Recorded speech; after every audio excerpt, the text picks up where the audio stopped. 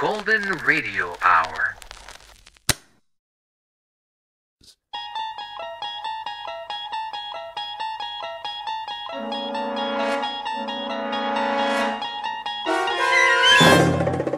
You unlock this door with the key of imagination.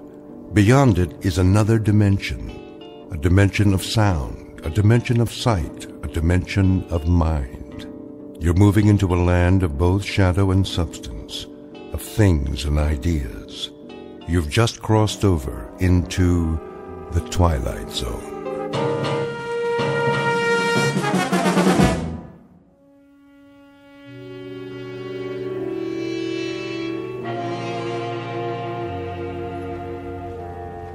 Franklin, come in, please. Roger, dispatch, this is Franklin. There you are, Bobby boy. Hey, Smitty. What's your present location? I'm out on Arrowhead Road. Say again, Franklin, where are you?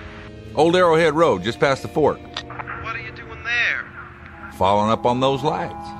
What lights? Last night, the captain told me about it. Thought you were off duty. I am. It's time for one last stop, then I'll bring the car in. Roger that. See you back here at, Say 1700? 10-4.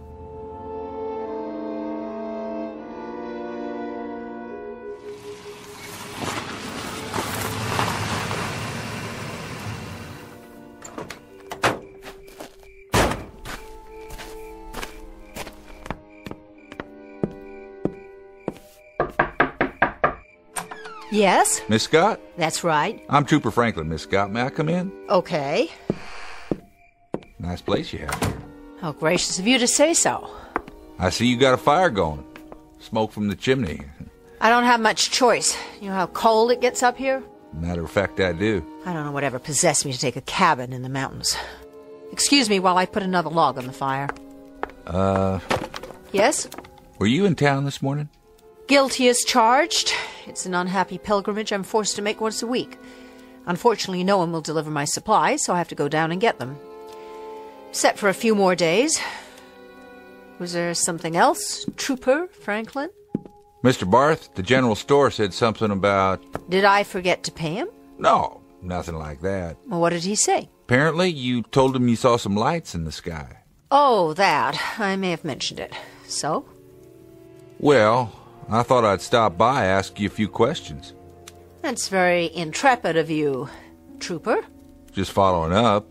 Actually, I did see something in the sky last night, and I did mention it to that pickle barrel wheeler dealer. But I mentioned it to him because the general run of dialogue down in the village is dull enough to make me want to retire from the human race. Is it? I've had it up to here with stories about rainfall, wind velocity, snow level, and, of course, some very gripping bingo games. So I thought I'd inject something new into the dialogue, which happened to be a very small aside about seeing lights that flashed on and off for about 15 minutes last night. That's all. I can assure you, officer, there is no cause for a general alarm, let alone martial law. At least not so far. What kind of lights were they? Mr. Franklin, if you're looking for a red-hot gun-em-down battle against the forces of evil, you'd better saddle up and head north. Find yourself an abominable snowman or something. There's nothing here for you. You're from New York, aren't you, Miss Scott? The way you say it, it sounds like a misdemeanor. Not at all. I was just interested. We heard tell about your taking a cabin here, living alone. You were some sort of fashion designer, weren't you? I was some sort of fashion designer. My yearly salary would have bought the main street of that rinky-dink whistle-stop down there. I had what is euphemistically known as a nervous breakdown, so I came here to this cabin to be alone. But you can't be alone here. You have to share your private life with some country bumpkins and a bunch of state troopers right out of Gilbert and Sullivan. So, Trooper Franklin, to sum it all up, you won't find anything here. So why don't you just run along? I think you're quite right, Miss Scott. I don't think there's much out here for me, or for that matter, for anyone else.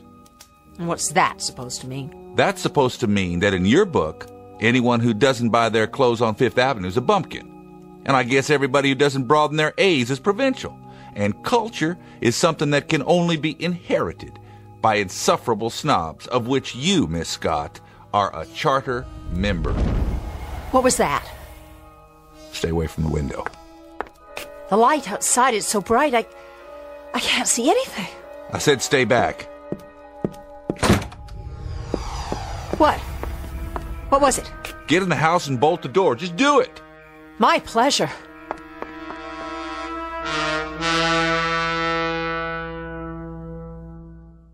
The major ingredient of any recipe for fear is the unknown. And here are two characters about to partake of that particular meal. Miss Charlotte Scott, a fashion editor recovering from a nervous breakdown, and Mr. Robert Franklin, a state trooper, a gentleman of average imagination who up to now has dealt only in unimaginative realities. And the third member of the dinner party? The unknown that has just landed a few hundred yards away. This person, or thing, is soon to be introduced. For this may be a mountain cabin near Lake Arrowhead, California, but it is also a clearing in that shadowy realm known as the Twilight Zone.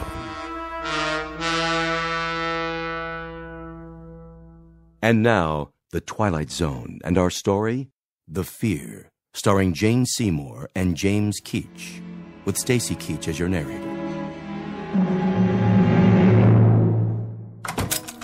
Sorry, but until we know what's out there, I understand. I guess. You're not frightened, are you, Miss Scott? It so happens, Mr. Franklin, it so happens that you put me in the wrong sorority. I'm a charter member, all right, but not of the Society of Snobs. I'm the founder and chairman of the board of Society of Frightened People. People who are so frightened they can't face the world and have to run off to little mountain retreats like this one. They act superior because that's supposed to hide their tensions and neuroses. Thank you for your honest answer. Do you have any coffee? I think so. Then I'll go out and look around while you make some. Deal? Deal. If I don't see anything, I'll stay here for a while until it comes back. Then I'll take you into town if you like. I doubt that'll be necessary, but what was that? The noise and the light. Could have been a meteor, I suppose, or an aircraft off its route. But you don't really think so? Those would be rational explanations. Give me an irrational one, then. Go ahead. I can take it. Take your pick. Maybe something from outer space. Right. Take a look out that window. Do you understand everything out there? I sure don't, especially up here. There are more things in heaven and earth, Horatio, than are dreamt of in your philosophy. If I remember my English class, that's Shakespeare. Isn't it, Miss Scott?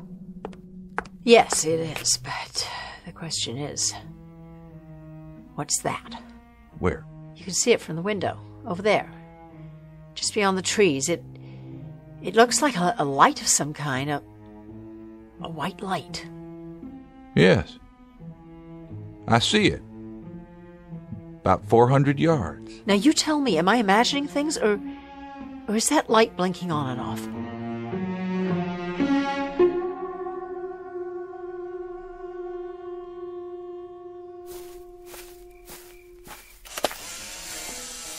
Mr. Franklin? I saw another flash. That was my camera. Well, did you find anything? Not much. What do you see? The top of that big tree? It's been sheared off. Shine your flashlight up. The top of the branches are all cut through or burned. They're still smoking. They're what? Stay there on the porch. I want to take a couple more pictures. What in the... Hey, that's my car! What happened? It just started moving and hit the trees. Did you ever hear of an emergency brake? Heard and used. The emergency brake was on, I swear. There are only two of us here, and neither of us was near that car. So, who pushed it? Maybe nobody. Maybe the brake just gave out. You believe that? For the moment, that's the only explanation I can come up with. What are you going to do? I'm going to try and push it down on all four wheels again. It's wedged in there between these two trees. I can't move it. But if I can get the door open, I can call for backup. Be careful. There. Radio should be okay. Come on. Does it work? Dead. No power at all. You have a phone inside? Thank God, that's one sacrifice to privacy I didn't make. I've got a telephone and a pot of coffee. And at this moment, both are luxury items in my book. Sounds good to me. You didn't find anything, did you? I mean, the cause for that sound and the light? There was a light. It sure was. I saw it, too. I didn't find the cause, but I found some of the effects. The tops of the trees were all sheared off, cut right through, and they were... What? Still smoking, burned. Just as if some oversized acetylene torch had plowed right across them in a straight line. Well, what could have done that? Lightning? Except the sky is clear. Not a cloud. And no thunder. Go ahead. Phone's on the wall in the kitchen. After you. Better lock it. You just applied for membership, huh? In what? My club, for frightened people. Lady, I fought in the war, and I've been a cop for a while now. I'm not ashamed to say that I've racked up more scared hours than a rabbit. Thank you. For what? For an honest answer. It's just that I know a few things about fear. So do I. But this is a new one on me. It's all the same. I wouldn't say that. I don't know exactly how to explain this, but I finally figured it out, and it helped me get through a lot. If you can learn it, maybe it'll help you too. I'm all ears. Look, fear is fear. No matter when it happens, an instinct, a natural human function, like breathing. It's a warning, one of the signals we get from our nervous system in order to survive. But how we react to the fear when it comes, that's what counts. What are you saying? That there's a choice? Maybe there is for you. There's always a choice, no matter what. You can get the shakes and crawl under a bed if you want, or you can clench your fists and get on with your business, because staying scared, being so sick with worry you can't move, isn't going to change anything. It's how you handle the feeling, what you do with it. That's what makes the difference. That decides whether you survive or not. You see what I mean? You've thought a lot about this, I take it. I've had to. It's part of my job. Well, you handle it whatever way you want. Me? I think I feel more comfortable hiding under a bed. So you have a sense of humor after all? You thought I didn't? I wasn't sure. Maybe that's my defense. You got two beds? What?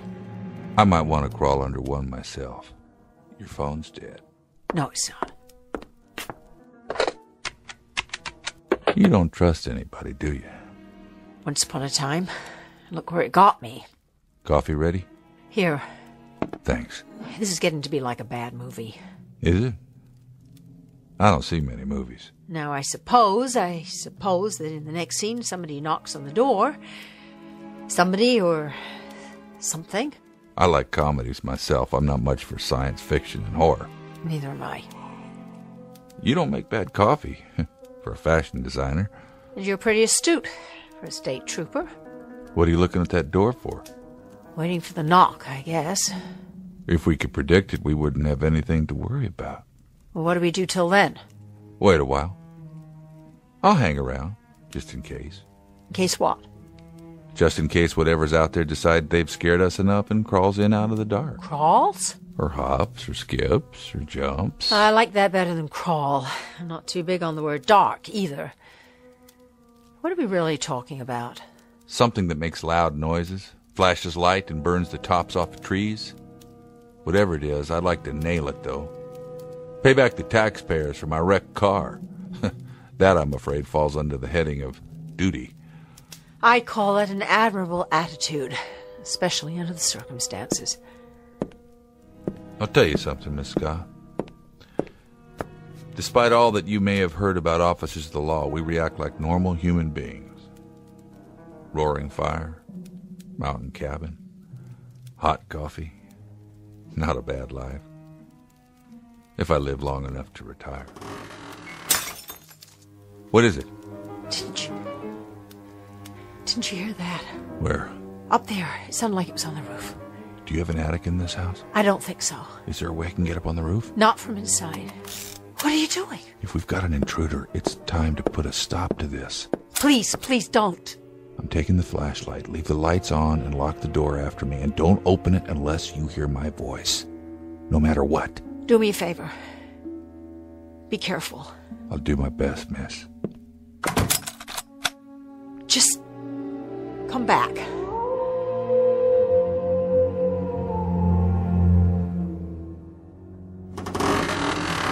Oh my God!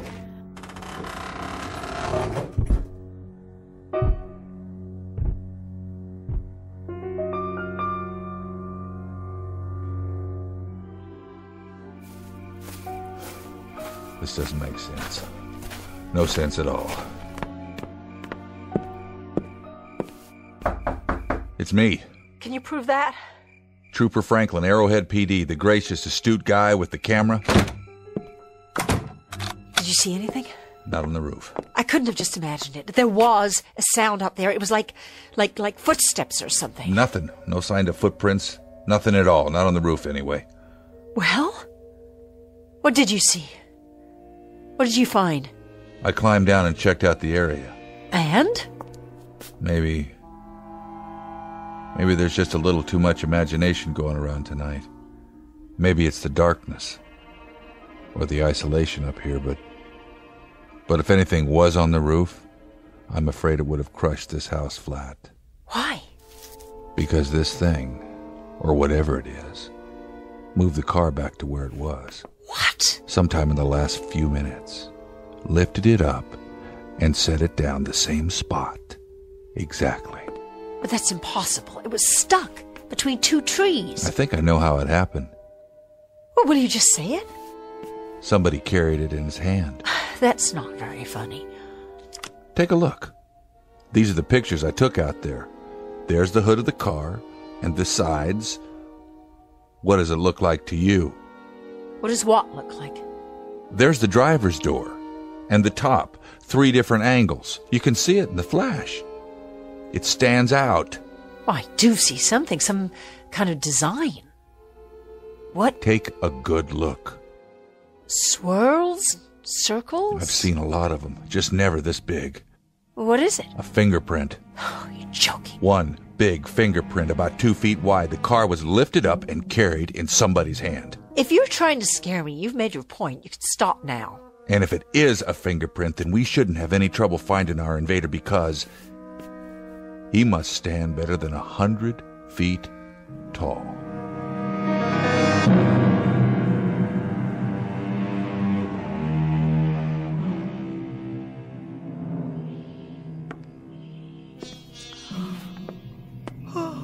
What time is it? 6 o'clock. Did you get some sleep? An hour or two, on and off. How about you? About the same, I guess. Sorry about the sofa. Well, that's all right. It was fine. Was the blanket enough? I kept the fire going. Oh, that was the last log. Don't worry about it. I didn't hear anything else. Me neither. How about some breakfast? Whatever you got. We'd better be ready to greet the morning and anything else that happens to be out there. What about the police department? The state troopers, or whatever they're called, won't they come looking for you? If they can figure out where I am. Did you tell them where you were going? I said I was going up Old Arrowhead Road, but that covers a lot of territory. I didn't say exactly where. Take my truck. Of course, I don't know what you're going to tell them once you get there. I got the pictures from last night. I guess it'll be safer in the daylight. At least we'll be able to see what's out there. I'd say we won't be able to miss it.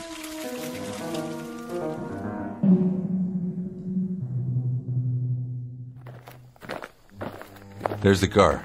Just where you parked it the first time. With the dent still in it. I guess they don't do body work. Oh my God. It really is a fingerprint. That or a practical joke. You got any friends out here who'd go this far? Little bent, maybe. If I did, they'd have been committed by now. Where's your truck? Behind the house. I'll get it. Keep your eyes open. Oh, I will. I'd better check out the radio one more time. Just don't go anywhere, all right? Bring it around. Still dead. Miss Scott? Oh, dear Lord. What? What happened? Come and see. Is the truck gone? No, it's there, but just come. It's... You've got to see this. There. Now you tell me something, will you, trooper? What's that? The sinkhole? Will you look? It's more like a crater, actually. All the way from the back of the house to the trees? It wasn't there before? No. To tell you the truth, it looks like a Go ahead, say it. footprint. Right, a footprint. That's 20 feet long. That's what it is, all right. A footprint. But this part is only the toe. What? The whole thing is more like 50 feet across. Let's get out of here. I gotta make a record of the evidence. Are you crazy? Run. Run where? The village, down the road. Who cares? Someplace, any place, as long as it's away from here. Use your head. It's 30 miles to the village, and no matter what direction we go, something that tall could just block the way or reach down and crush us. Besides, whatever it is, it's as big as the mountain. Then what can we do? Try and fix the car radio so we can phone for help. And then pray that whoever's walking around out there has a name like Gulliver. Just an overgrown, nice guy who doesn't mean any harm. You do anything you want, but I'm not staying here. I'm getting right out now, and I'm not coming back, and I don't care if I ever see this place again. Miss Scott? Miss Scott! Stop, please! Where are you? Down here! Don't try to get up. Don't try. Did you break anything? Shh! What? Stay down. It'll see you. What will? That thing. There's no... It was there. I looked through the top of the trees. It was in the tree? It was behind the tree, standing above the branches. Where? Where? I don't see... It's gone now, but it was there. Its legs. It started walking this way, and its legs were standing right in front of me. Come on, we're going back. No way. There's nowhere else to go. I can't. Do you break anything? I don't think so. Then hold on to me. I'll help you. We have to hide. There's no place left to hide. Down there in the gully, under a tree, under the leaves, all right? Anywhere, just don't let it see us. We're not going to hide. We have to. We can't. You didn't see it. I thought you was from New York. What's that got to do with anything? New Yorkers are supposed to be tough, aren't they?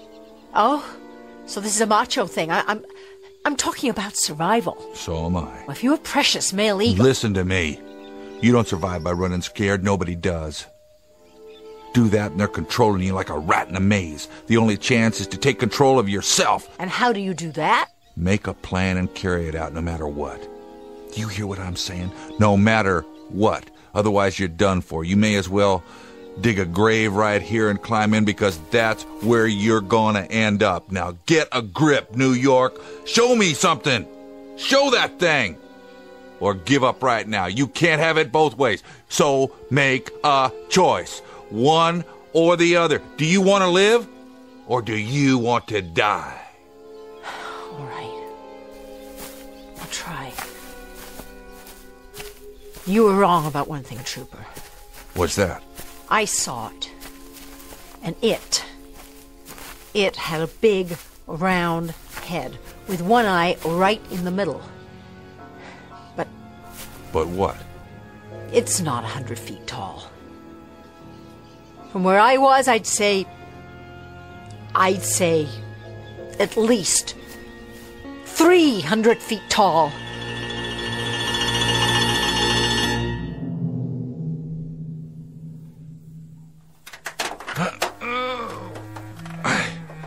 I can't quite get this door open. If I'm gonna fix the police radio, I need to get under the dashboard. I'll need the tools. I don't have much. Like what? Basics, hammers, some wrenches, screwdrivers, a pair of pliers, knives, and an axe for chopping wood. That'll do for starters. Bring me the axe. What for? I have to climb all the way in. The only way I can do that is to break the windshield. I'll bring you what I've got.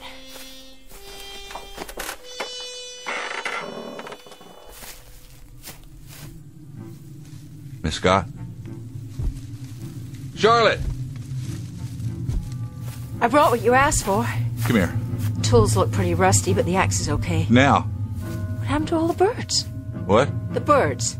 I wake up to songbirds every morning. I hear them all day long out here. I don't even think about it anymore, but now I just noticed there are no more birds. What's that sound? I don't know. Oh, God, something's out there. And it's coming this way. Please, no. Get behind the car. What good will that do? Now. It'll see us. I hope it does. That's the Arrowhead police copter. Down here! Hello, we're here. Look down here. It's heading north. They didn't even fly over the cabin. What's wrong with them? They must have come looking for me after all. When I didn't check in. They'll make another pass. When? On the way back. After they get to the top. And what if they don't? Give me the axe. Now the hammer so I can clear out this glass. Let me help you. Use the axe. Clear the hood if you can. So I can climb in. Wait. You've cut yourself. Don't worry about it. Your arm's bleeding. I'll go get a towel or something. Forget it. Forget it. Put a couple of logs out in the clearing. I don't have any then more use logs. branches, deadwood, anything. Pile some leaves around them and light it. Maybe the copter will see the smoke. You got any matches? In the house. I'll find the wood first.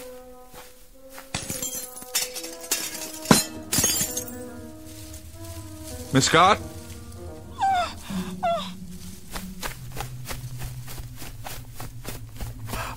It's coming! I see it.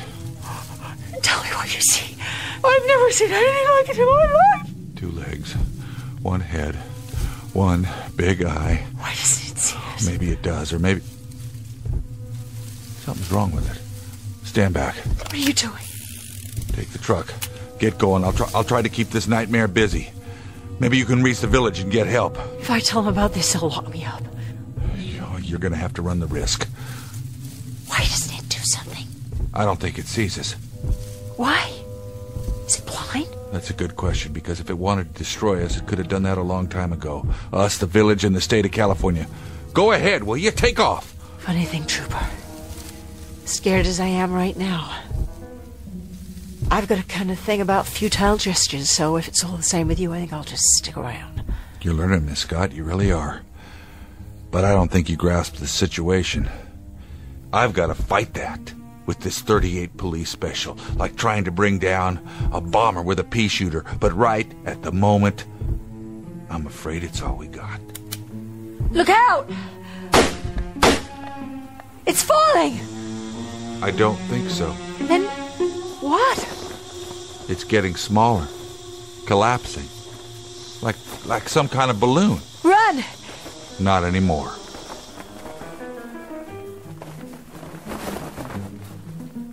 It's all it was. A balloon of some kind. As fantastic and unbelievable as that sounds, that's exactly what it was. The whole thing's made out of plastic. Mylar, I'd say. And a head with a face painted on it. That's all it is. A great big inflatable monster. Like in the Macy's Thanksgiving Day Parade, but who did this? Over there, on the ground. That's what did this. You mean that little toy? It's not a toy. Why, it looks like a model of a spaceship. Right. A flying saucer. A model? Take a look. Take a look, Charlotte, at what caused this whole nightmare. I don't understand. Get down on your knees. You can see it through the windows, the portholes. I don't believe it. There are little people inside. They're just tiny little figures in spacesuits. They look like toys. Not toys. They're real. 6 inches tall. And this is their spaceship.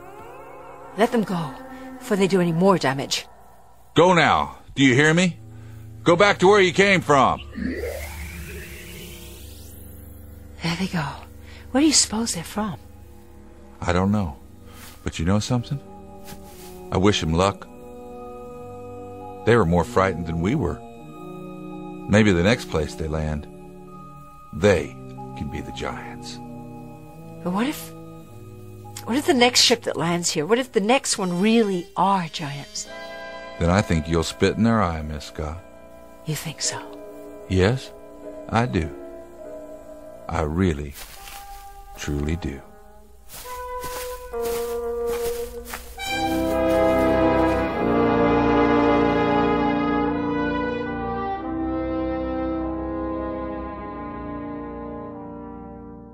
An experiment in fear, conducted by beings bent on exploring a planet called Earth.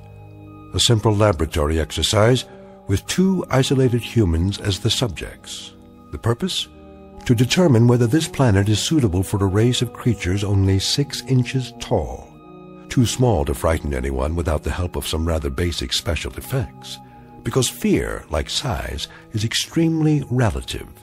It depends on who's looking down and who must look up. It also depends on other variables, like the time of day, the mood, the atmosphere, and the sound of things that can't be seen in the dark. But it's been said before, and with great validity, that the very worst thing to fear is fear itself. So the next time you hear something go bump in the night, take a deep breath and count to 10 before you give in to panic. The truth is, what's out there may be even more frightened of you. A tale of irrational terror and tiny visitors from the Twilight Zone.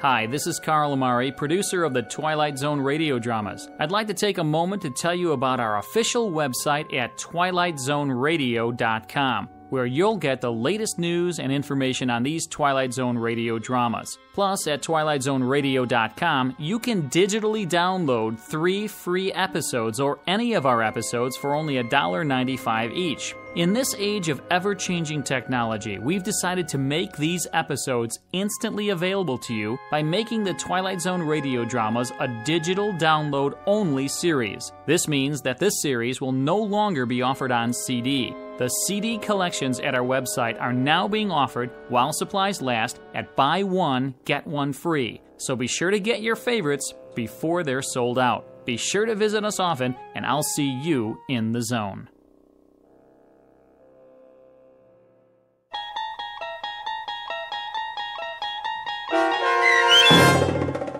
The Fear, starring Jane Seymour and James Keach, with Stacy Keach as your narrator, was adapted for radio by Dennis Etchison and based on a script by Rod Serling. Heard in the cast was Bruce Grossman. To learn more about the Twilight Zone radio dramas and to obtain audio cassettes and CDs of these programs, visit our website at twilightzoneradio.com. This copyrighted radio series is produced and directed by Carl Amari and Roger Wolski for Falcon Picture Group. Doug James speaking.